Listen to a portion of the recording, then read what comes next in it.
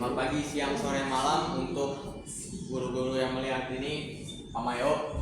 Pertama, perkenalkan, kami dari kelompok fisika 6. Saya Eliadura Jeremy Simbolon, absen 8 bersama teman saya Michael Lasmana, absen 23 dari kelas 15. Nah, kali ini kita akan membahas mengenai pemanasan global. Kita akan mempresentasikan infografis. Yang pertama, untuk latar belakangnya. Pemanasan global terjadi ketika gas rumah kaca yang dapat ditembus oleh matahari ke bumi.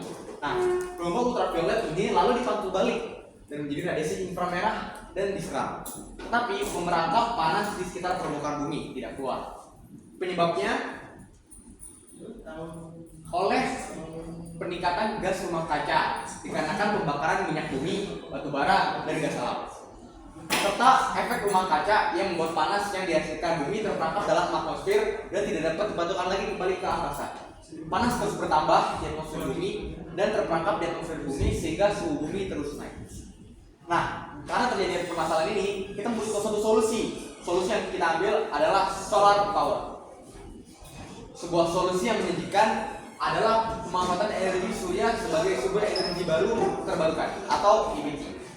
Nah, peran dan pemanfaatan dari PLTS ini dalam mengatasi krisis energi itu ada 3. Yang pertama, PLTS dapat mengurangi ketergantungan energi pada bahan bakar fosil dan akan selalu bertahan karena bahan fosil yang seperti kita tahu terbatas dan tidak terbarukan. Selanjutnya adalah sinar matahari adalah sumber energi yang dapat terus diperbarui, berkelanjutan, tidak terbatas dan ramah lingkungan. Seluruh dunia bisa merasakan itu. Selanjutnya adalah PLTS. Nah, PLTS juga dapat menyediakan listrik di daerah terpencil yang dapat meningkatkan kualitas hidup masyarakat. Seperti yang saya bilang tadi, bahwa matahari itu ada di seluruh tempat sehingga bisa diakses oleh seluruh orang. Selanjutnya, saya akan menjelaskan tentang energi baru terbarukan. Jadi pertama, energi baru terbarukan atau EBT adalah energi yang berasal dari alam dan dapat diperbarui secara alami. Kami memilih, tadi sudah dikatakan teman saya, kami memilih PLTS atau pembangkit listrik tenaga surya sebagai EBT kami. Mengapa? Ada 3 alasan yang kami pilih. Pertama, Indonesia sebagai negara tropis memiliki potensi besar dalam pengembangan energi surya karena paparan sinar matahari yang memiliki banyak tahun. Kami ketahui bahwa negara Indonesia adalah negara tropis sehingga memiliki cuaca yang sangat teratur, yaitu kemarau atau hujan. Sehingga PLTS sebagai EBT ini menjadi alternatif bagus sebagai untuk menggantikan energi-energi yang sebelumnya kami gunakan seperti batu bara dan lainnya. Dan ini juga akan terus berlanjut karena pastinya sinar matahari ada terusnya. Lalu kedua, pemanfaatan energi surya dapat mengurangi ketergantungan pada energi fosil yang menghasilkan emisi gas rumah kaca. Tadi sudah dikatakan oleh teman saya bahwa kami di Indonesia menggunakan energi fosil seperti tadi pembakaran gas alam, fosil dan juga batu bara untuk energi kita. Namun dan itu bisa menghasilkan emisi gas rumah kaca yang akan meningkatkan pemanasan global. Namun dengan menggunakan tenaga surya ini akan bisa digantikan dan akan terus aman untuk masa depan. Dan terakhir, di atas ini mampu untuk mengurangi emisi karbon hingga 214.000 ton per tahun dan menghasilkan energi listrik yang signifikan. Nah, kami menggunakan konsep fisika ini untuk menjelaskan sebagai bukti seperti ini. Jadi pertama adalah P. P yaitu adalah daya. Daya dalam satuan watt. Dan kedua adalah A, yaitu luas panel, yaitu adalah meter kuadrat. Lalu ada I, itu intensitas sinar matahari yang dalam satuan kilowatt hour per meter kuadrat per hari. Dan terakhir ada eta, yaitu sebagai efisiensi panel.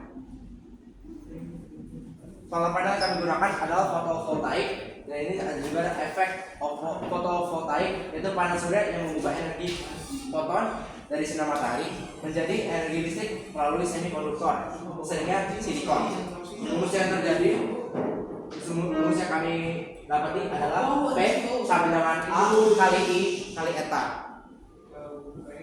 Sekarang kami sudah hitung juga potensi energinya yang bisa didapati.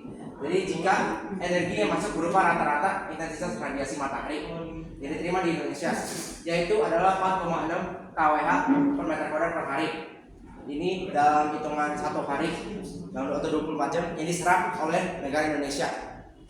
Dan misalkan luas solar panel yang kami gunakan adalah 100 meter kuadrat dan efisiensi panel ada 20%, maka P sama dengan A kali I kali eta, yaitu P sama dengan 100 meter kuadrat kali 4,8 kWh per meter kuadrat per hari kali 0,20. Itu adalah menghasilkan P sama dengan 36 kWh per hari.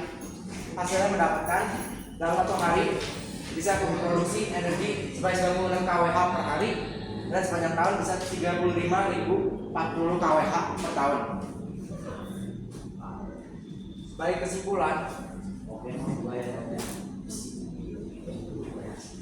dari analisis kami merasa pemanfaatan pembangkit listrik tenaga surya PLTS ini sebagai energi baru terbarukan atau EBT adalah solusi efektif untuk mengatasi krisis pemanasan global dan mengatasi energi spesifiknya di Indonesia.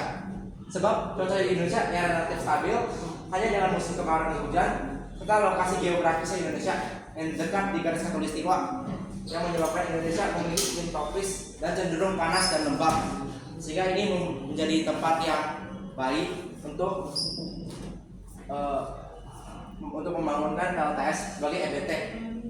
Hal ini bagus. Proses PLTS juga tidak menghasilkan emisi CO2 selama beroperasi dan akan mengurangi 0,5 sampai 1 kg gas emisi CO2. Itu saja dari kami.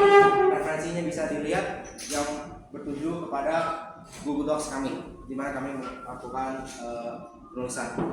Terima kasih kepada Pak Mayo dan guru-guru lain yang sudah menonton presentasi kami.